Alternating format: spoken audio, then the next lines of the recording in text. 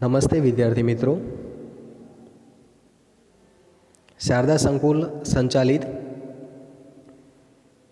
સ્વામી વિવેકાનંદ વિદ્યાલય આપ સૌનું હાર્દિક સ્વાગત કરે છે. મારું નામ રાઠોડ રાજેશ કુમાર. આજે આપણે ધોરણ 8 ગુજરાતી વિષયમાં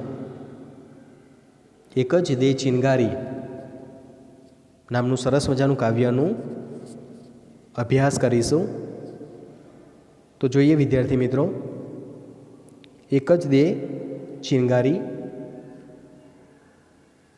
ચિનગારી એટલે અહીં જ્ઞાનરૂપી પ્રકાશ, જ્ઞાનનો તણખલો એવો અર્થ થાય છે. કાવ્યના કવિ છે હરિહર ભટ્ટ અને કાવ્યનો સાહિત્ય પ્રકાર છે પ્રાર્થના ગીત, પ્રાર્થના કાવ્ય. અહીં ભગવાનને પ્રાર્થના કરવામાં આવી છે. હરિહર ભટ્ટનું ચિત્ર તમે અહીં જોઈ શકો છો. હવે એમનો પરિચય મેળવીએ. હરિહર પ્રાણશંકર ભટ્ટ અમદાવાદના વતની હતા. તેઓ અધ્યાપક હતા. શું હતા? શિક્ષક હતા, ટીચર હતા. કેટલોક સમય તેમણે વેધશાળામાં સંચાલન કરેલું. ખગોળ અને ગણિતના પુસ્તકો ઉપરાંત સુંદર કાવ્યો પણ લખ્યા છે. હૃદયરંગ એમનો કાવ્ય સંગ્રહ છે. એક જ દે ચિનગારી આ પ્રાર્થના કાવ્યમાં કવિ પ્રભુ પાસે ધન વૈભવ કે સત્તા મહત્તા યાચતા નથી. યાચતા એટલે માંગતા નથી. મહાનરૂપી પરમાત્મા પાસેથી એ તો માત્ર એક જ ચિનગારીની અપેક્ષા રાખે છે. કેવી નમ્ર છતાં ભવ્ય રચના!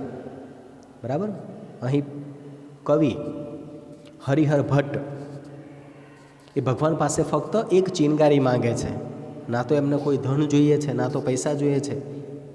બીજે કશાની યાચના કરતા નથી, બીજું કશું માંગતા નથી. ફક્ત એક ચિનગારી, એક જ્ઞાનનો તણખલો, એક જ્ઞાનનો પ્રકાશ અહીં માંગવા કહે છે. તો જોઈએ વિદ્યાર્થી મિત્રો, સરસ મજાનું કાવ્ય છે એક જ દે ચિનગારી. વિદ્યાર્થી મિત્રો, અહીં હું કાવ્યનું ગાન કરીશ. તમારે બધાએ શાંતિથી સાંભળવાનું છે. તો શરૂ કરીએ. એક જ દે ચિંગારી મહાનલ, એક જ દે ચિંગારી. એક જ દે ચિંગારી મહાનલ, એક જ દે ચિંગારી.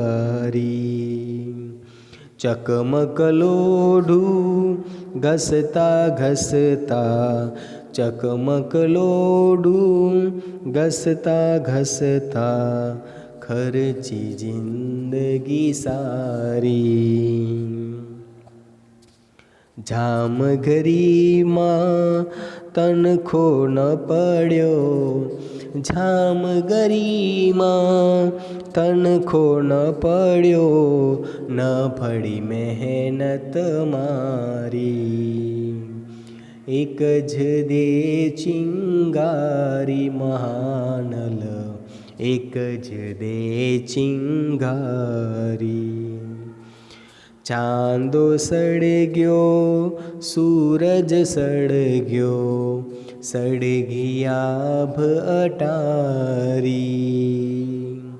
ચાંદો સળગ્યો, સૂરજ સળગ્યો, સળગી આભ અટારી.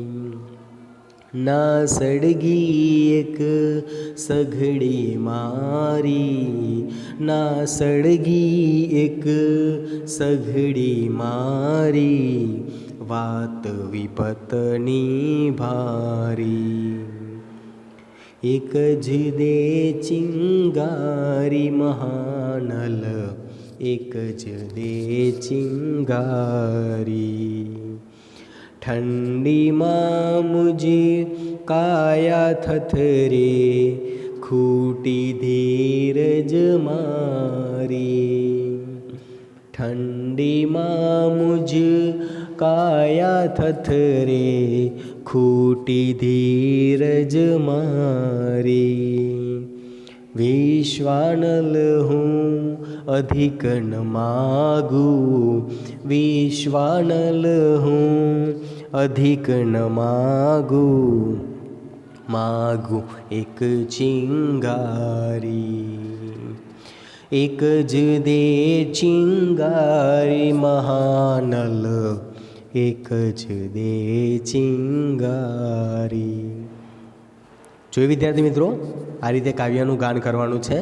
તમે પણ કાવ્યનું ગાન કરીને કાવ્ય મોઢે કરી દેશો, કંઠસ્થ કરી દેશો, જેથી કરીને પરીક્ષામાં કાવ્ય પંક્તિ પૂછાય ત્યારે તમે તેનો સરળતાથી ઉત્તર લખી શકો છો. હવે વિદ્યાર્થી મિત્રો, આપણે કાવ્યની સમજૂતી મેળવીશું, કાવ્યની વિગતવાર માહિતી મેળવીશું. તો જોઈએ, એક જ દે ચિનગારી મહાનલ, એક જ દે ચિનગારી.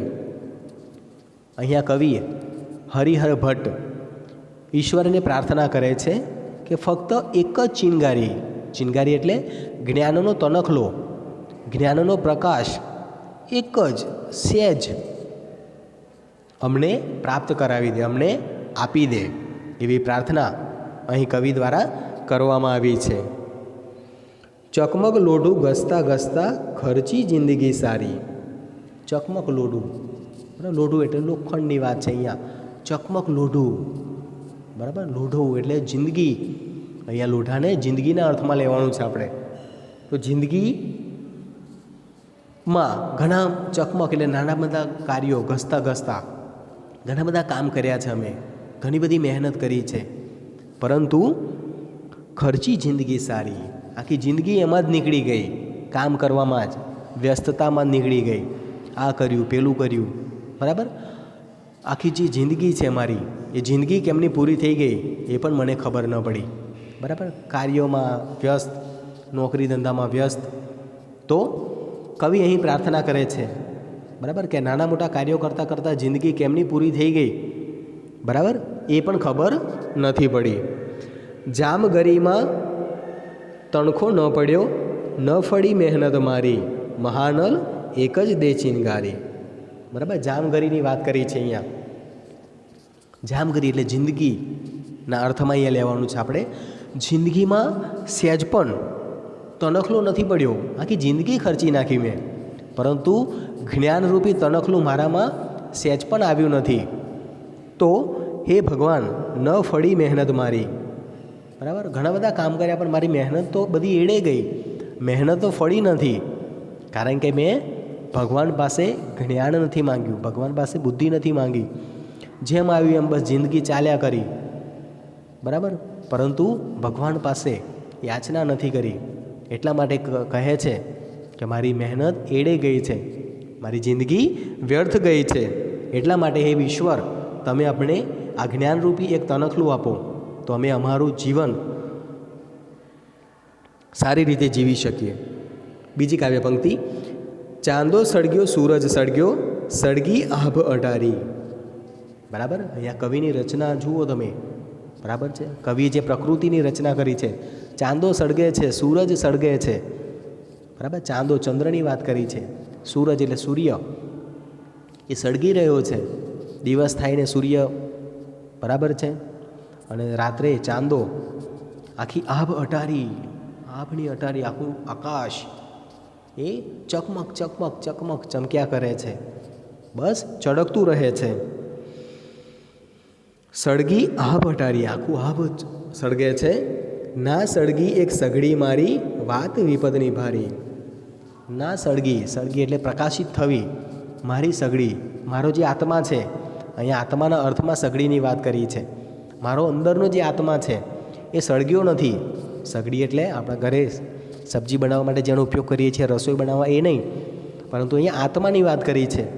મારો આત્મા અંદરથી પ્રકાશિત નથી થયો, સળગ્યો નથી, બરાબર. બધું જ સળગે છે, પણ એ સળગ્યું નથી. વાત વિપતની ભારી, એ વાત ખરેખર ખૂબ જ અઘરી છે, ખૂબ જ શરમજનક છે કે મેં મારો આત્માને પવિત્ર નથી કર્યો, મારો આત્મા જાગ્યો નથી, એનામાં જ્ઞાન આવ્યું નથી. તો હે ઈશ્વર, તમે અમને આ જ્ઞાનરૂપી તણખલું આપો, એવી પ્રાર્થના કવિ હરિહર ભટ્ટ અહીં ઈશ્વરને કરે છે, પરમાત્માને કરે છે. ઠંડીમાં મુજ કાયા થથરે, ખૂટી ધીરજ મારી. બરાબર, ઠંડીની વાત કરી છે અહીંયા. ઠંડીમાં મુજ કાયા થથરે. ઠંડી એટલે શિયાળામાં ઠંડી પડે એ નહીં, પરંતુ અહીંયા જિંદગીમાં બરાબર જે પણ કામ કર્યા છે એ કામ કરતાં કરતાં એ થાકી ગયો છે. બરાબર, ખૂટી ધીરજ મારી, એમની ધીરજ ખૂટી જાય છે, એ થાકી જાય છે કામ કરતાં કરતાં. બરાબર, કંઈ ઠંડી લાગવી એ અર્થમાં નથી, પરંતુ જીવનમાં ઘણા બધા નાના મોટા કાર્યો કર્યા છે, એ કામ કરતાં કરતાં એ હતાશ થઈ ગયો છે. કેમ હતાશ થઈ જાય છે? ખૂટી ધીરજ મારી, એમની ધીરજ ખૂટી જાય છે. વિશ્વાનલ હું અધિક ન માગું, માગું એક ચિનગારી. મહાનલ એક જ દે ચિનગારી. અહીંયા કોઈ કવિ કહે છે મારે વધારે કશું નથી જોઈતું, મારે ધનપાન સત્તા એવું કશું નથી જોઈતું, ફક્ત હે વિશ્વાનલ, હે વિશ્વના દેવ, હે પરમાત્મા, ફક્ત ને ફક્ત મારે એક તનખલું જ્ઞાનનો પ્રકાશ અમને આપી દો તો મારું જીવન ધન્ય બની જાય. એવી સરસ મજાની વાત કવિ દ્વારા અહીં કરવામાં આવી છે. તો વિદ્યાર્થી મિત્રો, કાવ્યમાં તમને ખૂબ જ સરસ મજાની સમજ પડી હશે. હવે કાવ્યના આધારે આપણે શબ્દાર્થની સમજૂતી મેળવીશું. ચિનગારી એટલે અહીં આમ તો પ્રકાશ થાય, તનખલો, પરંતુ કેવો તનખલો? જ્ઞાન અને સમજનો તનખલો, બુદ્ધિ. મહાનલ અગ્નિરૂપી પરમાત્મા, અગ્નિનો ચૈતન્ય, પ્રાણનો અગ્નિ. ઠંડીમાં જળતાની, નિષ્ક્રિયતાની, મૃત્યુ જેવી ઠંડી. બરાબર, તો એ સરસ મજાની વાત આપણે કાવ્યમાં જોઈ ગયા. અભ્યાસ આપ્યો છે અહીં. નીચેના પ્રશ્નોના ઉત્તર માટે આપેલા વિકલ્પોમાંથી સાચો વિકલ્પ શોધીને લખવાનો છે. 1. કવિ ઈશ્વર પાસે શું માંગે છે? તો વિકલ્પ આપ્યા છે જિંદગી, આભટારી, ધન સંપત્તિ કે ચિનગારી. તો જવાબ આવશે ચિનગારી. ચિનગારી એટલે જ્ઞાનનો તનખલો એ ઈશ્વર પાસે માંગે છે. તણખો ક્યાં ન પડ્યો? તો ચિનગારીમાં, જામગરીમાં, સઘળીમાં કે વિપત્તિમાં. તો જવાબ આવશે જામગરીમાં. જિંદગીમાં સહેજ પણ તનખલો પડ્યો નહીં, સહેજ પણ ચમક આવી નહીં, એવી વાત અહીં કરવામાં આવી છે. બીજું છે, નીચેના પ્રશ્નોના એક એક વાક્યમાં ઉત્તર આપો. પહેલું, કવિ પોતાની મહેનત એળે ગઈ એમ શા માટે કહે છે? તો કારણ કે કવિ કહે છે બરાબર આખી જિંદગી એ જેવા તેવા કાર્યો કરવામાં ખર્ચી નાખી છે. બરાબર, આખું જીવન પૂરું થઈ ગયું છે, પરંતુ કવિને બરાબર એ મહેનત સહેજ પણ એમની ફળી નથી. બરાબર, આખી જિંદગી એમને એમ નીકળી ગઈ. બરાબર, આખી જિંદગીમાં એમને જ્ઞાનનો તલખનો ન પડ્યો, જ્ઞાનની સમજ આવી નહીં, એટલા માટે કવિ કહે છે કે મારી જિંદગી એળે ગઈ છે, વ્યર્થ ગઈ છે. બીજું, કવિ કઈ વાતને ભારે વિપત્તિની ગણે છે? તો કવિ કહે છે કે ચાંદો જેમ સળગે છે, જેમ સૂરજ સળગે છે, આખું આકાશ જેમ સળગી ઉઠે છે, તેવી રીતે મારો આત્મા એ સળગ્યો નથી. મારા પ્રાણમાં, મારા આત્મામાં એ ચમક આવી નથી, એ જ્ઞાનરૂપી તનખલો પડ્યો નથી. એટલા માટે કવિ આ બાબતને ખૂબ જ ભારે ગણે છે, ખૂબ જ શરમજનક ગણે છે. બરાબર વિદ્યાર્થી મિત્રો, સ્વાધ્યાય એ તમારી પાઠ્યપુસ્તકમાં આપેલું છે. સ્વાધ્યાય તમારી જાતે લખવાનું રહેશે. સ્વાધ્યાયનમાં એ તમારે લખવાનું રહેશે. તો વિદ્યાર્થી મિત્રો, આપણે કાવ્યનો પરિચય મેળવ્યો, કવિનો પરિચય મેળવ્યો, કાવ્યનું ગાન કર્યું, અભ્યાસની ચર્ચા કરી, શબ્દાર્થની ચર્ચા કરી. બરાબર વિદ્યાર્થી મિત્રો, તો ખૂબ જ સારી સમજ તમને પડી હશે. Thank you.